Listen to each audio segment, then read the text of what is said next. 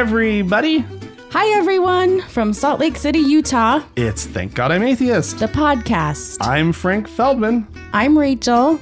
And coming up on the show today, we're going to be talking about, dreams. Don't worry, everybody. We're not going to be telling stories about our favorite dreams. People love talking about their dreams. People do love talking about their dreams. That's not what we're going to be doing. We're going to be talking about some of the faulty thinking that surrounds dreams and dream interpretation and all that kind of stuff. Because last night I had a real doozy of a dream. A nightmare? A bit of a nightmare. I was up for a while and it kind of just got me thinking. And so, yeah, we'll be talking about that. And then on the second half of the show, we'll be talking about that. First, we'll be getting to the news.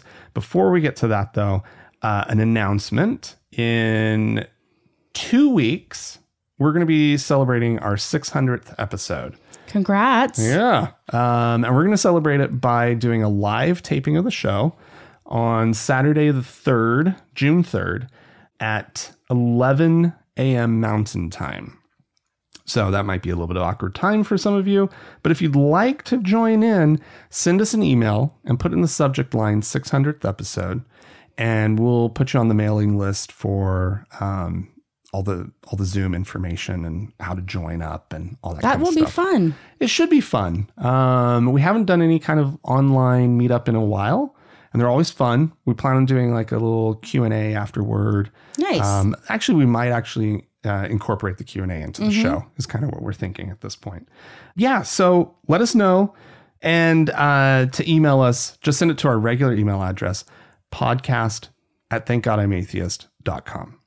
All right. Well, first, I've got a fun little story here about a school in Indiana this is in Fort Wayne, as much as I can gather. These are at the Carroll High School, where the administration a couple months ago has canceled they canceled the planned spring play and substituted it with another one because they were concerned about some aspects of the play. Apparently there's a non-binary character in the play and a same-sex couple. The title of the play is Marion, The True Tale of Robin Hood. Oh, wow. And I guess there's this like thing where like the same actor who plays Marion also plays Robin Hood. Oh. And it sort of turns out that they're two sides of the same person or something. How interesting. Which is, yeah. And well, this was too much for the administration. They got very concerned. They try to pass it off as concern for the children themselves, their physical well-being. This is from the superintendent, Wayne Barker. I know there were people who were upset that the play was being considered to be put on. I think there was worry about protests and things like that. So they were just trying to they didn't want to ruffle any feathers. They didn't want to put the kids in harm's way, is what they're saying. Well, nonetheless, the kids were having none of it. The school picked out a new spring play, and the theater kids participated. Of course they will, right? They're good spirits. Because they're theater kids. Yeah. They want to be in a play. Mm-hmm. You know these kids. I grew up in a household of 2 high school theater teachers. Oh, goodness. I know these people. Oh, we should have let you do this story. These people are unique and some of the best, most enthusiastic, most positive people in the whole world. Oh, yeah. And it doesn't surprise me that they would go, okay, we'll just redo another play. We'll do another play then. We'll do another play. But they also decided that they were going to do the play, just not as part of a school project. They're doing Marion. A couple of the kids got in touch with Fort Wayne Pride. That's the local gay rights organization that puts on their pride events for the LGBTQ community every year. And together with Fort Wayne Pride, the students launched a crowdfunding campaign to pay for a play. They, as of recording, they've raised over $82,000. Wow, this is going to be a production. Yeah.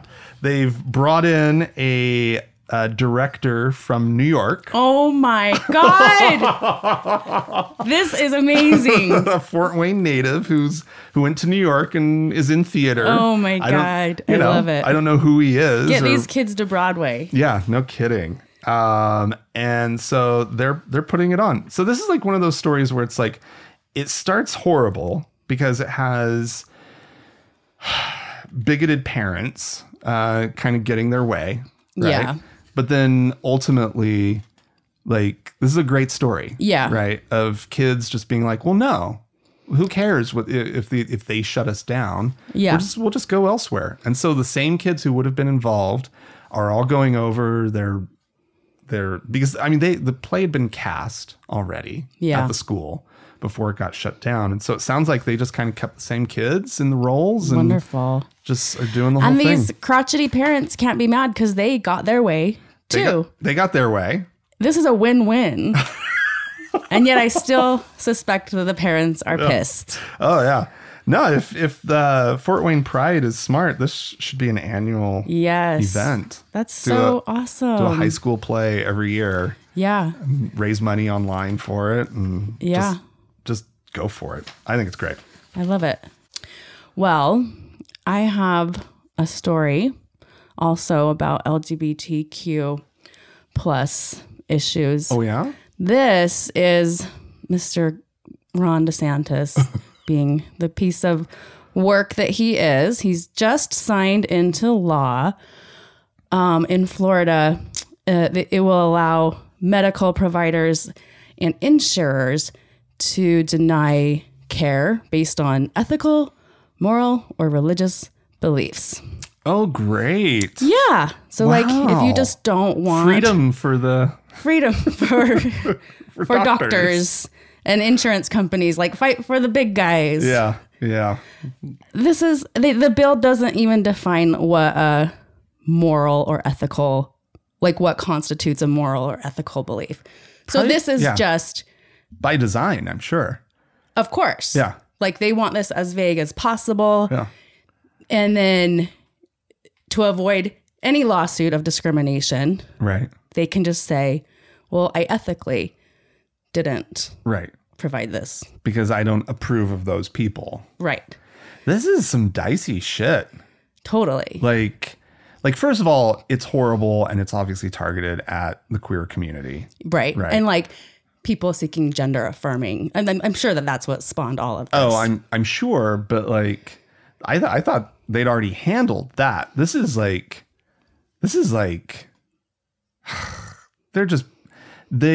honestly, Florida has descended into just madness, just anti-LGBTQ madness.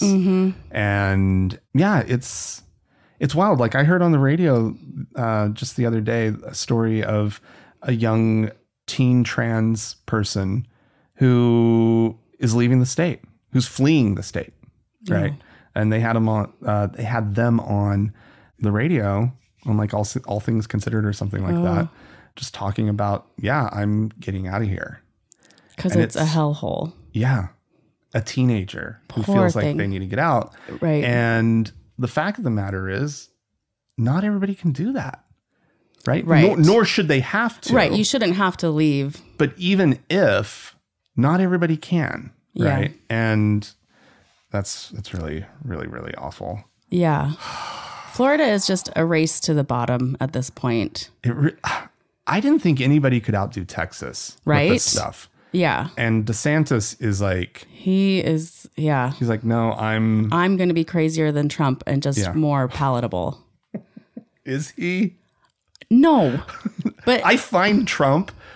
I mean, I hate Trump, but I find him more... He's more entertaining than DeSantis. No, he's not. Oh my God. There's nothing entertaining. Oh God. No. I don't know, when he gets rolling on something, like I hate what's coming out of his mouth. Yeah. But he's a showman. Yes. And DeSantis is not. No. Right. Anyway, that's amazingly awful. Florida. Like Dave, my husband, everybody, just keeps wanting to like go on vacation to Florida. I'm like, no, I don't want to. I don't want to go there. And it's not like, I'm sure we would go and we'd be fine. Right. But I don't want to go. There's so many, I don't even feel like I need to pin down reasons. There's so many reasons. Yeah. I don't want to go at this point. And whatever they have to offer that you would be going for, you can find elsewhere. The beaches elsewhere. Yeah. Right. Disneyland or Disney World. Disney Resort. I mean, we're not really Disney Resort people, but yeah. Like I would go to Disney World. I couldn't drag Dave in a million years. I would totally go with you. Would you? Yeah. We can go to Disneyland. I'll go to Disneyland. I love Disneyland. Or Euro Disney. Ooh. We could go. Ooh. Now you're talking. Alrighty. Well, I love stories like the one that I'm about to bring up. This is has to do with the Southern Baptist Convention, which this is just the Southern Baptists, right? They are on a multi-year downward trend in their numbers. Last year is really sort of the high water mark for losing members. They lost almost 500,000 members. Is this last year. Self-reporting, or how do they track this? They are actually self-reporting. Wow. Which I think is remarkable, because this sort of a similarly sized organization, the Mormon Church. The Mormons have fewer numbers, but it's in sort of the teens of millions, right? They will cook their numbers as much as they can. Right. I don't even remotely believe the numbers that they report. Right. The Southern Baptists reporting that they lost 500,000 members in 2022. Wow. I believe these numbers. Wow. I believe that they're being legitimately honest. They also lost, and they're not clear in this article as to the time period in which they lost 416 churches.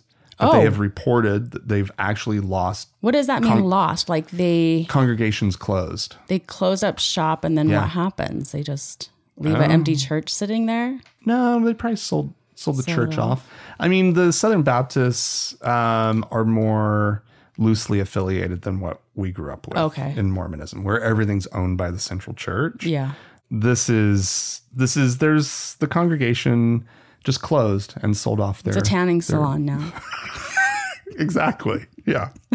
Or any number of other great uses for old church buildings. I love it when an old church building gets repurposed. To a theater. A theater, bars. Ooh, or one that I've heard of happening. Go to a church bar. No kidding, right? And then apparently they've also lost 165 church type missions. I don't know what that is. I can't even speculate to what that is. Now, while they are overall losing members on their rolls, baptisms are rebounding since their COVID drop off. They did report 180,000 baptisms in 2022, which is a fair number. And apparently their donations are fairly steady. So I don't think the Southern Baptists themselves are panicking at this point, although they probably should be. Yeah, read the writing on the wall.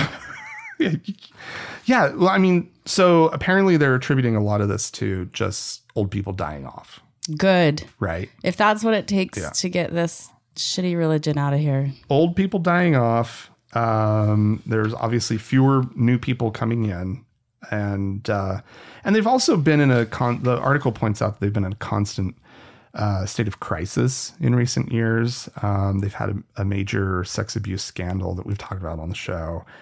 There are ongoing controversies over race that we've talked about. Shocking. And then I think Dan actually shared a story about this ongoing feud amongst the church's leadership and their direction and everything. So it's kind of this unhinged group at the moment. I grew up surrounded by Southern Baptists. Yeah.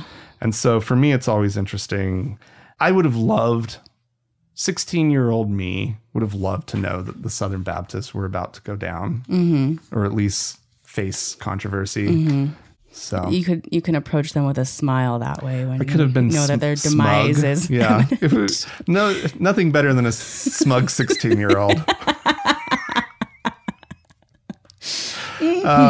A smug 16-year-old Mormon. Yeah, that's true. You didn't have much room for smugness with the Southern Baptists. No, because Mormons grew up with that weird sense of superiority. Yeah. So. Ugh. Well, do you know what else is trending downward rapidly? What's that? The birth rates in Italy. Okay. Because for reasons similar in other countries, it's expensive to have kids. Oh, yeah. Rent is expensive. Healthcare is expensive. Wages aren't going up Yeah. to match how expensive those things are. Yeah. So what do?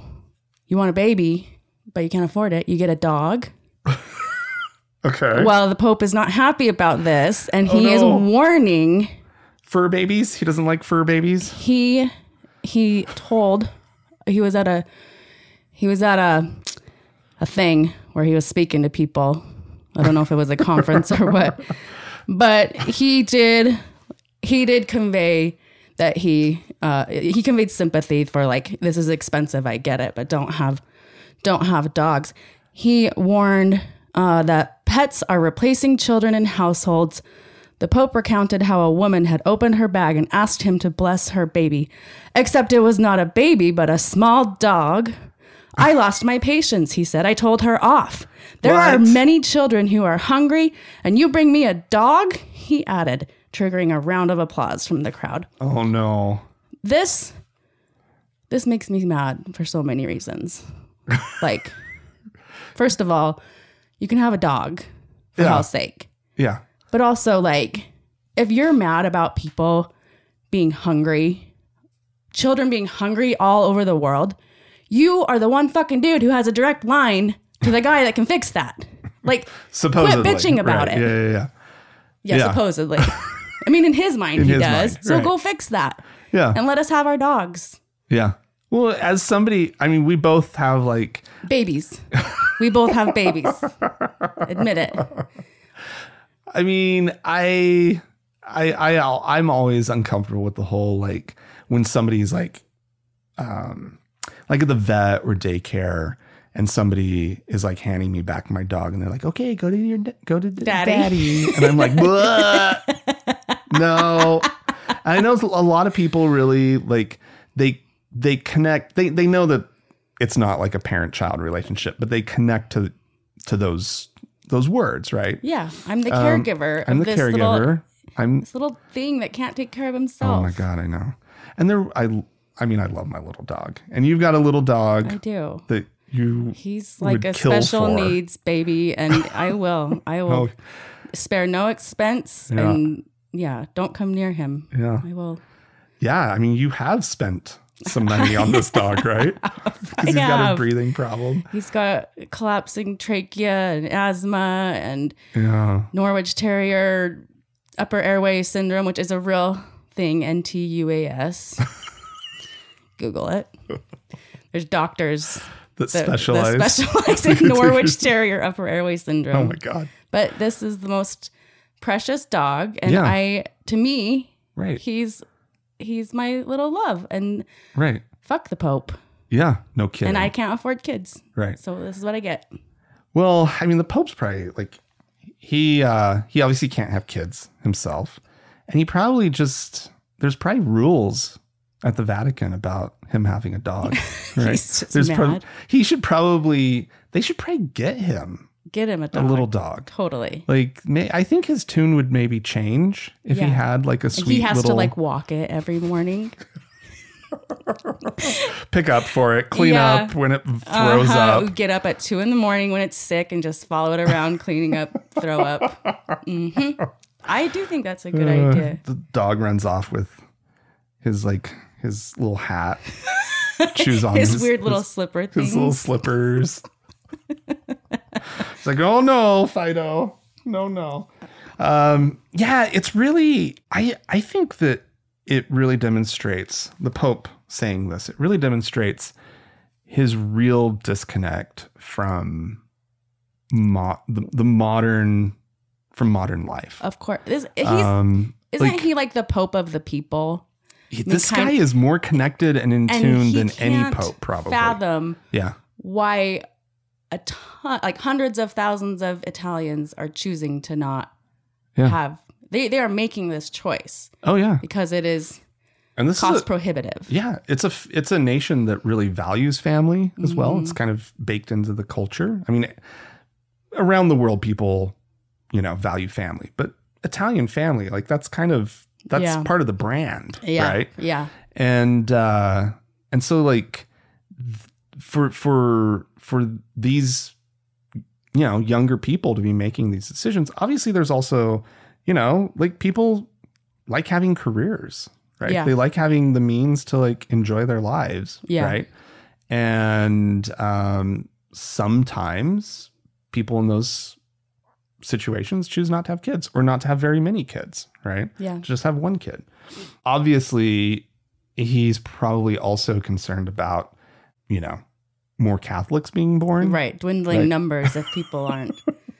Yeah. Like if your society has become focused on their little dogs rather than their little kids. Yeah. You might have some numbers problems going forward. Oh, golly. The Pope sometimes just needs to shut up, is what I've decided. Mm-hmm. Like, he bugs me. Yeah. Yeah, I'm over him. I thought we were stepping up with him, but I don't like him anymore. That's, like the fact of the matter is, even a good Pope is still a Pope. Yeah. Still a Catholic. All popes are bad. The leader of Catholicism, right? Yeah. He can only be so progressive. He can only be so cool. He can only be whatever. Yeah. He's he talks a good talk, this Pope, but he's also still kind of just in the same vein as all the, his predecessors. Yep. It's just the most recent one before him was so cantankerous. Yeah. That he seemed like such a breath of fresh air. All right. Well, moving on. Over there in the UK, they have had something of a modern miracle take place. A modern medical miracle. Oh. Which are the best kinds because they're based in science and it's about innovation and the human mind coming up with solutions to health problems. And the one that just happened is the UK had their first, what the media is calling, 3-parent baby. Now, I don't really like the fact that the media is calling them 3-parent babies because it's not exactly correct. This is to address the multitude of conditions that sort of fall under the umbrella of mitochondrial disease. There's a whole bunch of different conditions, right? Where the mitochondria, and just to be clear to anybody out there, the mitochondria they're sort of the power plants of your cells throughout your body, right? And they're inherited directly from your mom. And the DNA that's in the mitochondria it's not sort of in normal human or just in sexual reproduction period. You get a little bit from the dad, a little bit from the mom, right? Genetic material, half and half, more or less. And you have a new life form. Mm-hmm. Mitochondria are just handed down, right? You get the mitochondria, the exact same mitochondrial DNA that your mom had. Oh, wow. Right. And so in the event that your mom had sort of faulty mitochondria, you can end up with one of these mitochondrial conditions. Right? Like these are like genetic. It's a genetic condition that you only get from your mom because she's the only source. And these are really bad conditions? Really bad conditions. Okay. These are like life-threatening conditions. A lot of people, that out. Yeah. A lot of people with these conditions, the baby is not viable or will live very shortly, or the person has a shorter life. Wow. Like they range in severity, right? Anyway, so that's kind of the foundation of what's going on. Essentially, this accounts for maybe 1% of the genetic information that's being passed along. Total, right? So it's hard to call this person one of the parents, right? It's literally just these little organelles in the cells that happen to be critical to life, right? So there's this treatment where they take an ovum from a donor, an egg from a donor, and they swap in the fertilized nucleus, right? The nucleus of a fertilized egg into that ovum so that it then just takes over the whole thing. That's my understanding of how it works. It does require a third person, but very much on just a donor basis and not like... This isn't affecting like their eye color. Nothing like that. Yeah. All of that genetic material that stays intact with the parents. That's just the two parents. Yeah. All the things that you would ever think about, you know, as far as like genetic inheritance and all that, that is all from the two parents, right? And then you have this third mitochondrial donor, right? So this seems like this is a great thing. It's been around for a while, but it has stirred controversy. It's not something that's done in the United States, apparently, right? Because we have people, Christians, Ron DeSantis's, who think that this is just fucking terrible. Yeah. Right. And if God wants your baby to die prematurely, then you need to go along with that and be okay with God's plan. Yeah. That's definitely how some of them think. Yeah. Yeah. How horrible. Yeah. Where they start to have a little bit of objection is that there are fertilized eggs that get discarded. Of course. Right. In this process, because they need a handful of them to work with in order to make sure that it's going to work. Yeah. Right.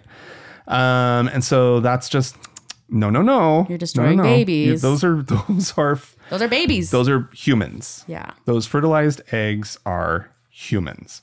And God loves them so much. So there's a Christian charity in the UK called CARE that has spoken up against this. They're quote unquote raising concerns, and they feel that an ethical line has been crossed with this treatment.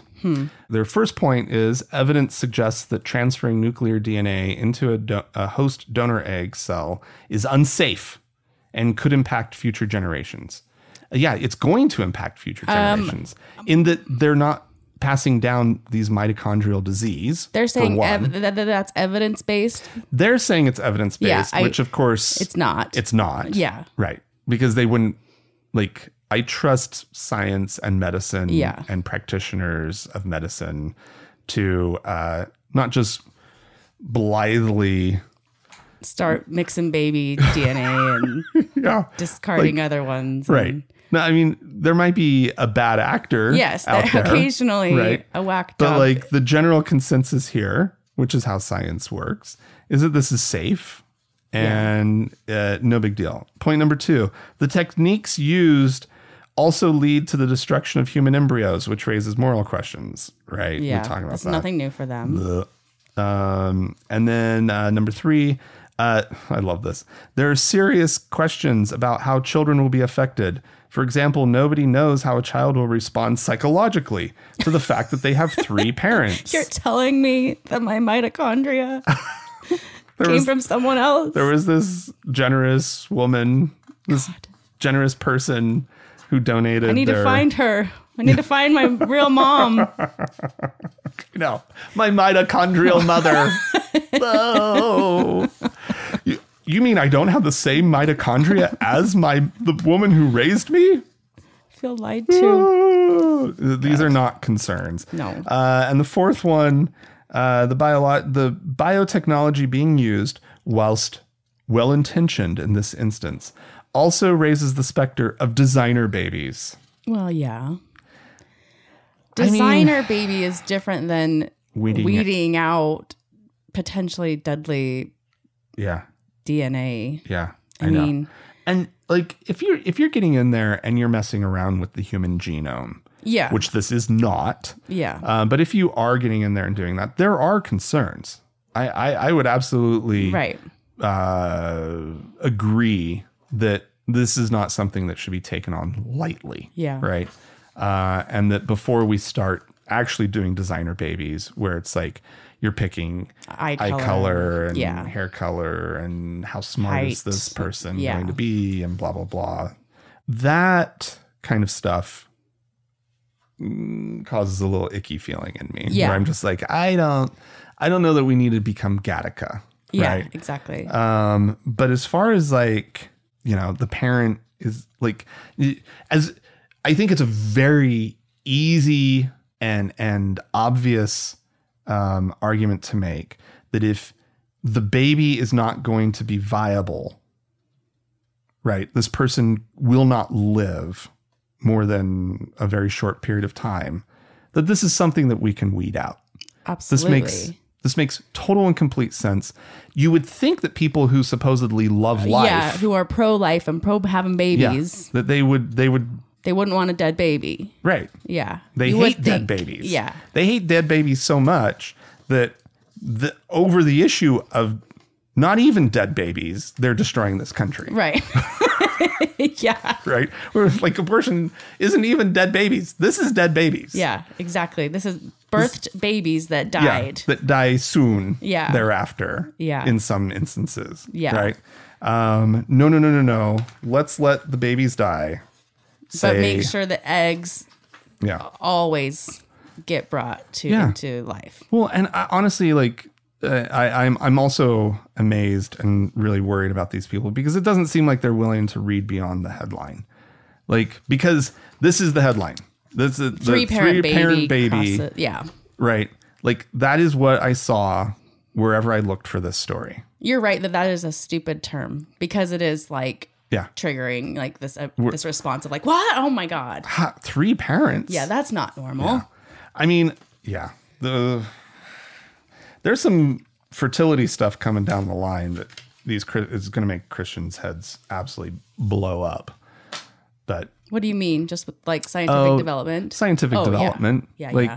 I mean, and that probably goes without saying that like as science continues to develop, Christians' heads will just blow up left, right, and center because they just don't get it. They don't care to get it.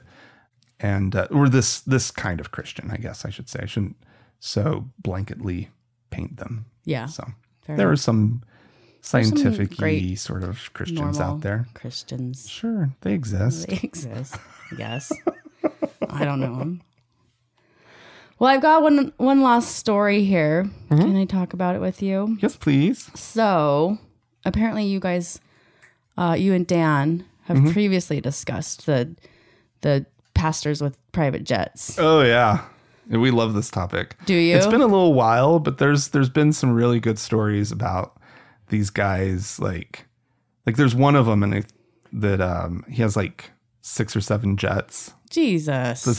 It's so dumb. Not necessary. Yeah. Okay. But anyway, I don't want to hijack the story. Well, they're the IRS is gonna make them start paying higher taxes if they use their private jets for personal reasons. It's like taking a company jet on a personal vacation. Like that's no longer a business expense. Right. So the IRS is charging them a little bit more than they used to. It's actually like not very much money, but it does. It's a step in the direction of like tax these guys. Tax them. Like they are making so much money and exploiting their followers. Oh, totally. And they're not paying taxes. So currently, they have a jet that the church bought for them, right? Yeah, that's probably how they're running it, right? I think the church didn't buy it for them. It is the church's. Okay, the church's jet. Yeah, they fly around in it. Yes. And so currently, though, they'll just use it however the hell they want. Yeah. They're going to Costa Rica on vacation. It's not a business related or church related thing. Okay. I mean, easy enough for a pastor to just be like, well, I went out and all they have to do is like show up to one church. Guy. Yeah. It was a business trip. While they're there. Yeah. Totally. But I like the spirit of it, which is let's treat these guys as we would sort of business. A business. Yeah. Yeah. It's a step in the right direction. Huh. Did you guys talk previously about this at Pastor Plain's social media account? No. This is hilarious. So it's kind of like hidden down in this article, but for me, this is a highlight. There is a group called the Trinity Foundation, and their goal is to kind of like track these personal expenses of mega millionaire pastors. Right. And they track their jets. They apparently that's an easy thing to do. Like that guy that tracked Elon Musk's plane everywhere. So they just do that. They just track these pastors' jets everywhere, and then go like, they went to this destination. There was not like a scheduled, publicized like event. Right. So it was personal use. Right. And like they want to report all this shit to the IRS, which is so funny. And then they have this like, they have social media accounts with the handle at Pastor Plains, and they just show like every day, like here's where they went, here's where they're going. Oh my God. They're doing the Lord's work. I mean, it's just these pastors are as crooked as can be. The name of the guy with like the 6 jets is totally blanking. I'm blanking on his name, but he's just one of the most vile of all the preachers out there, and he does like this prosperity gospel crap, right? And so like you and I, we're sitting here like this Pastor Plain tracker, right? Yeah. Like a lot of their followers are just going to be like, I don't care. Absolutely. Like the Lord has blessed him. He gets to go to Costa Rica. Yeah, I gave him my money. He gets to go to the Caribbean and be on the beach and take his private plane. Ugh, yeah. I gave him money so he could buy another jet. Yeah. That helps my faith grow. Right. Yeah. Which is just like, ugh, so gross. So vile. Yeah. These guys are crooked. All right. Well, if you would like to respond to anything that we've talked about on the show so far, you can do so. Give us a call. Leave us a voicemail message. That's one way to do it. 424-666-8442. Or email us at podcast@thankgodimatheist.com. Stick around. There's more show coming up.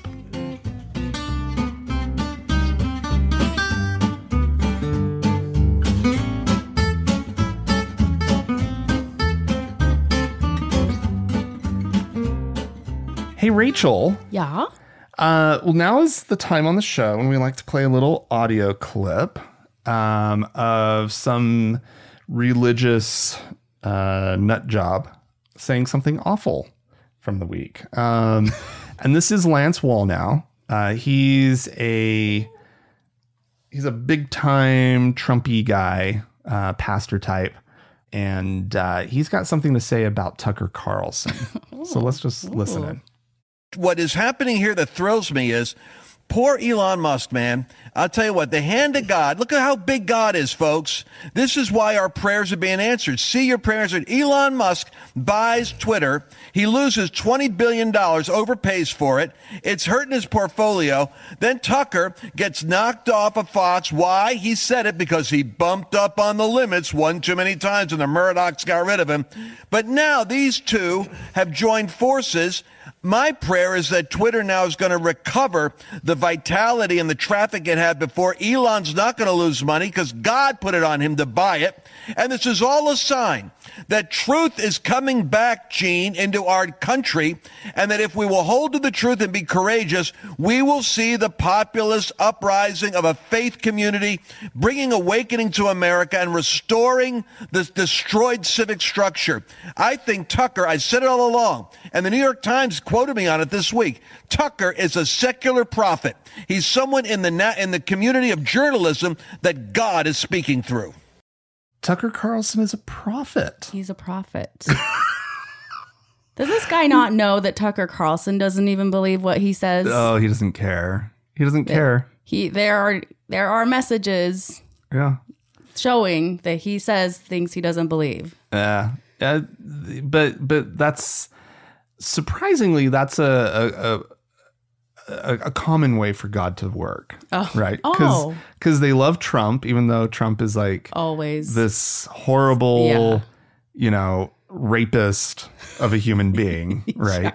And yet somehow he's sort of God's tool on earth.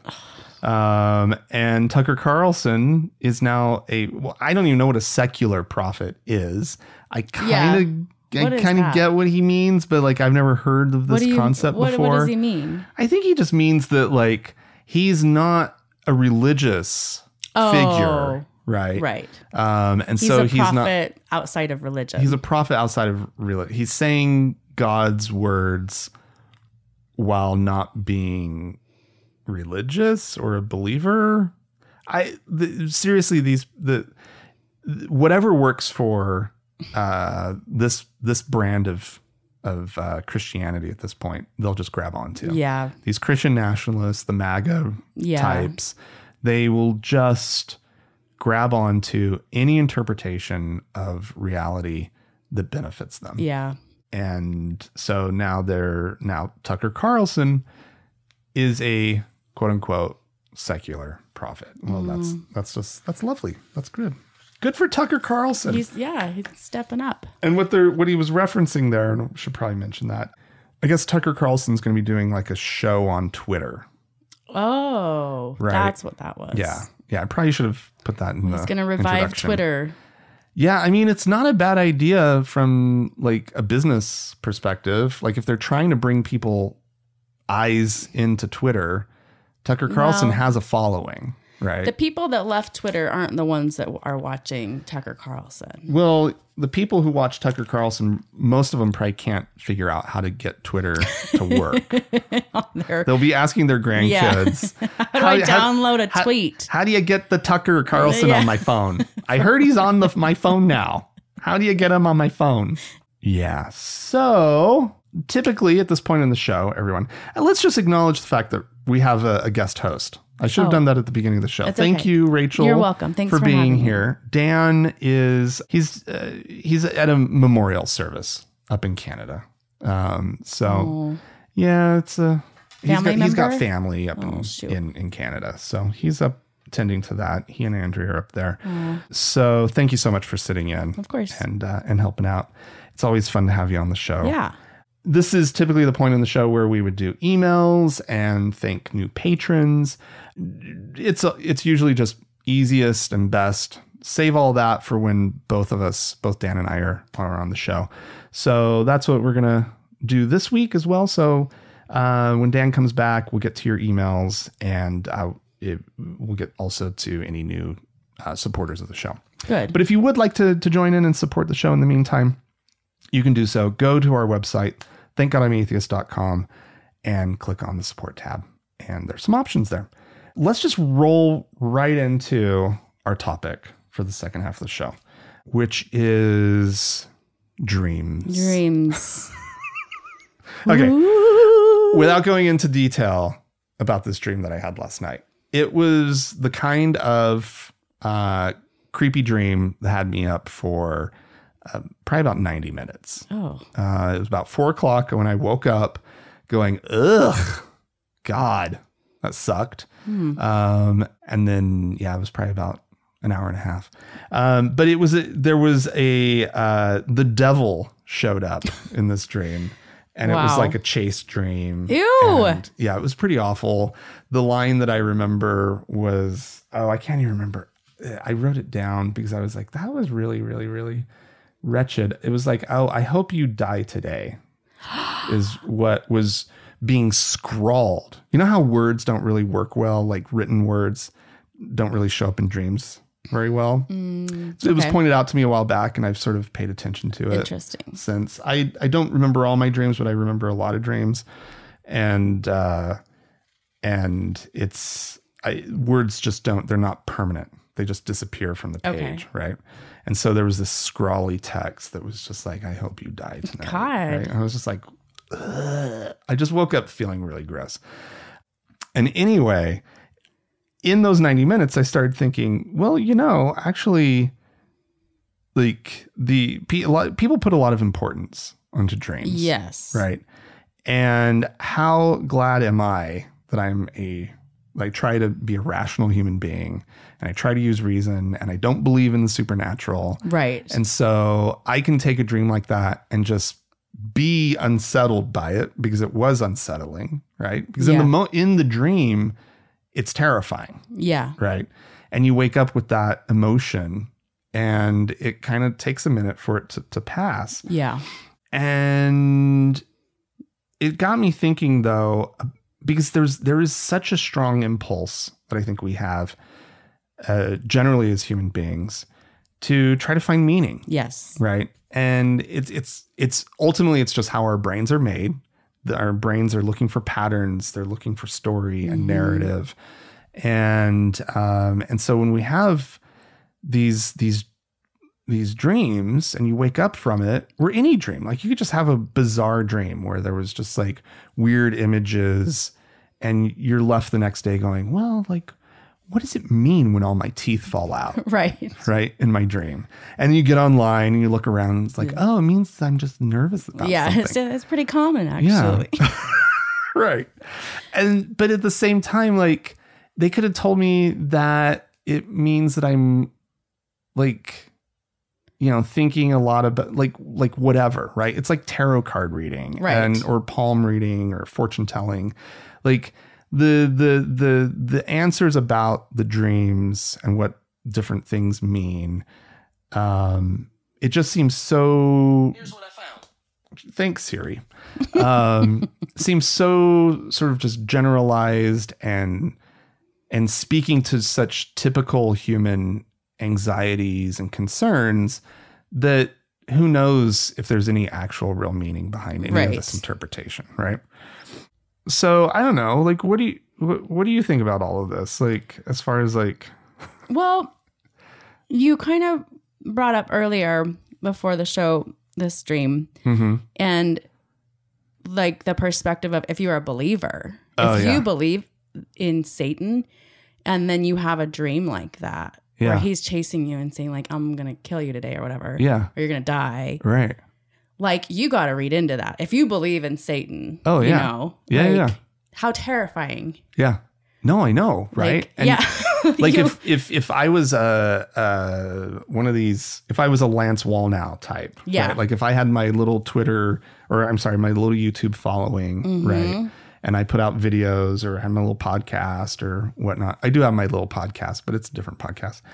Like if I was that type, I would be like, oh my God, the devil's after me today. Yeah. Like, what did I do? I need to get right with the Lord now. Yeah. But I need to go and volunteer all day. Yeah. It would be... Like, that's what these guys are going to go do. These assholes aren't doing that. No. But they're like, let me get my jet and get away from this. Yeah, holy crap. The devil's going to get me. Coming. It's like fly away. Yeah. No, yeah. It's like it seems like it would be so easy to fall into some really bad traps and to set yourself up for some really bad days. Yeah. Yeah. It would be very easy for your brain to just make the connection. Oh, you've done something wrong. I had a dream. My dad's elderly. He's 81 now. And I had a dream probably like 6 months ago. It was like one of those right before you wake up. So your normal wake up time dreams. I woke up remembering this dream that he had died. Right. And my very first thought was, oh, please don't actually let him die today. Yeah, because now I got to reconcile that I don't believe in this sort of thing. And I know that it would just be coincidence because, like, he's old. He could die any day. Yeah. Right. Or he could live in. He's in that place of being really elderly that if whenever my mom calls, I won't be surprised. Right. I'll be sad. Of course. Right. But it could be 5 years. Right. Right. Or it could be tomorrow. Yeah. So, and that's on my mind. Right. So I'm going to have dreams like this. Right. Yeah. And I don't want to have to deal with the confirmation bias of like, yeah, what happened? I had a dream today that my dad died. My dad died. I have a friend and her dad died a couple years ago, right around the same time my dad died. Oh. And so she kind of talks to me a lot about, she wasn't there when her dad died. She lives in a different country. He lived in a different country. She's here. Oh, right. And, but she had a dream that he died the week before he died. Oh. And he died suddenly and he wasn't unhealthy and he wasn't old. Oh, wow. And she still just like constantly brings it up with me. And I kind of just have a blank stare. I don't know how to tell her, like, I don't think it meant anything. I don't think your dream, you didn't do this, or you didn't, that it was nothing related to your dream. Right. It just fucking happened. And she doesn't want to hear that. She has a medical degree. She is not a religious person. Right. But she is convinced that she foresaw her father's death and that she should have gone home. Oh. You know what I mean? Like, oh, wow. I know. And but you can't live your life based on any old dream. No. Right? Yeah. Like, who would ever think, after having a dream like that, I need to fly halfway around the world, literally in this case. Yes. Right. In order to be with my dad before he dies. Right. No, nobody. And would how think do you that. tell your dad, I had a dream you're dying, so I'm coming home? So, yeah. Right. Like, how weird. Yeah. No, like God, the human mind. Right. Yeah. Like, it's just so easy to fall into these little traps of thinking. And just, the whole, that idea that otherwise really rational people can fall into like trying to interpret their dreams in this way. Yeah. Right. Like, I'm not going to, like, I'm sure there are some listeners out there right now who are like, no, like, there are themes that are useful. Right. Yeah. That, like, and that seem to be true for me, like the whole teeth falling out one. I have the recurring dream where I show up to class and I missed the whole fucking semester and it's a final. I have it all the time. And it means something. It clearly is something going on in my life. Right. But it's not predictive of something. No. It's just speaking to, maybe you're dealing with some anxiety or something. Yeah. And it's just like, and that stuff's harmless. Yeah. And I guess that's really essentially not what we're talking about here. We're talking about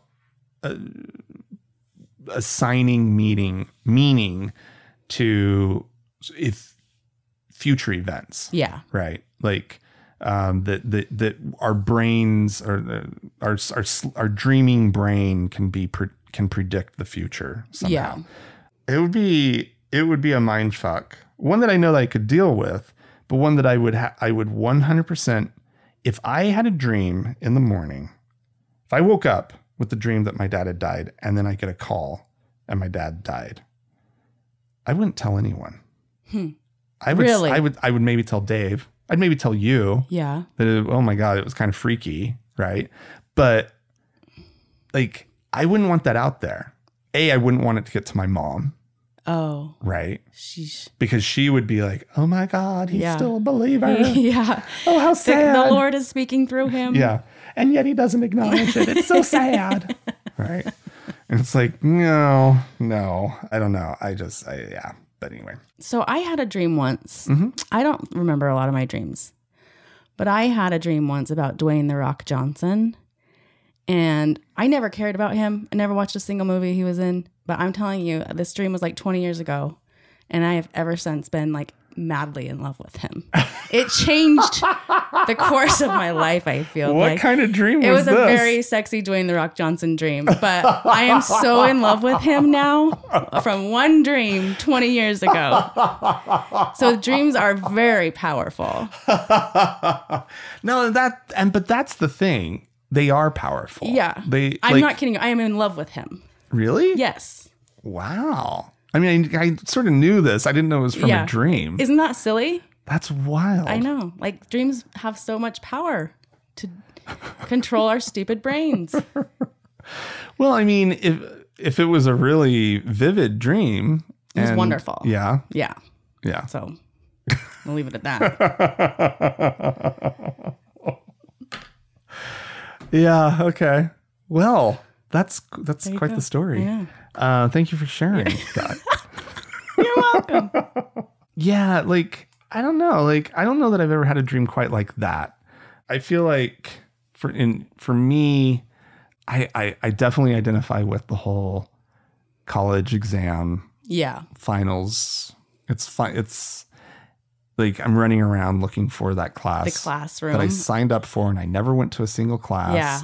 And then sometimes in the middle of that dream, I'll find out about another class. I was supposed to, it's an A day, not a B day, and I'm supposed to be at a different class. Yeah.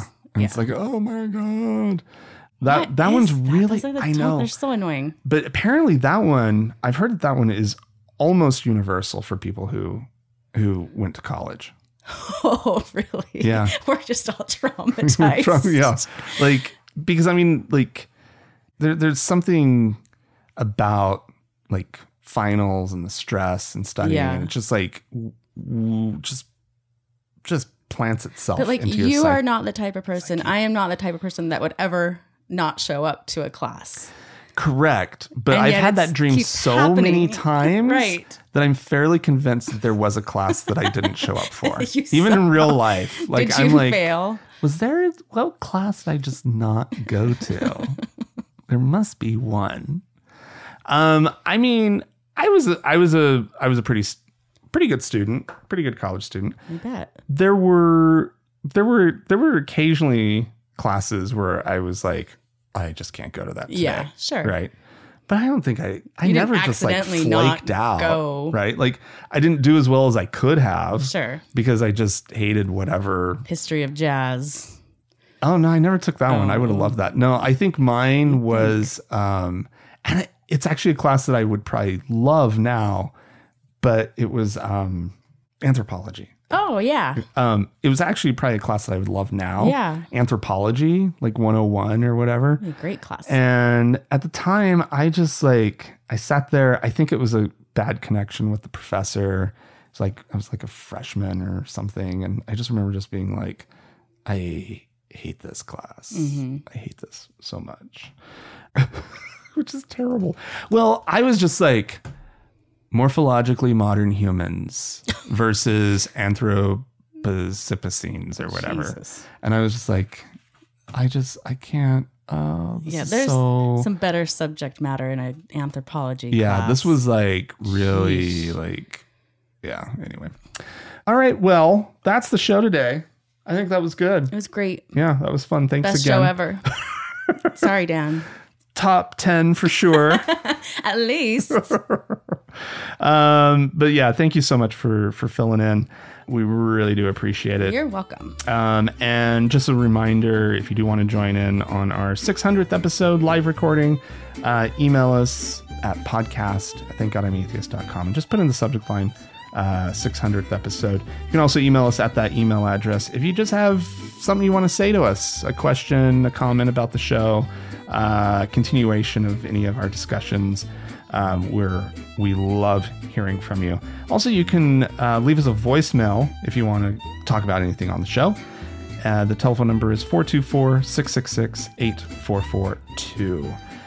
If you'd like to join one of our members only lounges, go to our website, thankgodimatheist.com/members only. And if you'd like to support the show, you can also go to our website and look for the support tab. Thanks to the Red Rock Hot Club for the use of their music and to Gordon Johnston for the use of his music.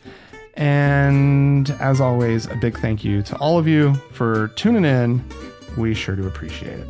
Thanks so much. Bye-bye.